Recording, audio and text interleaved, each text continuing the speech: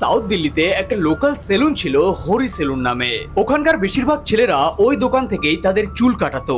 আর হরি সেলুনে যে ছেলেটা কাজ করত সেও একদম নর্মাল সাদাসিধে ছেলে ছিল, সবার সাথে কথাবার্তা বলতো, একদম ভালো ছেলে। কিন্তু একটা বিষয় সে সবার কাছ থেকে লুকিয়েছিল, যেটা তুমি ভিডিওতে আগে জানতে পারবে। দেখো, ঠান্ডার সময় সন্ধ্যে 7টা বাজছিল।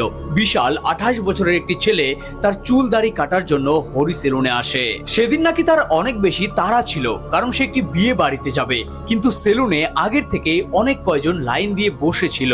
তবে বিশাল ছিল একটু ডমিনেটিং টাইপের। সে হরিকে বলে, দেখ ভাই, আমার চুল আগে কাট, নইলে কিন্তু তোর দোকান বন্ধ করে দেব। এই কথা শুনে হরি তাকে সবার আগে বসিয়ে দেয়, আর বাকি কাস্টমাররা কিছু বলতেও পারে না, কারণ বিশাল একটু হাড্ডাগাড্ডা ছিল। চুল কাটা হয়ে গিয়েছিল, এখন হরি শেভিং করতে শুরু করে।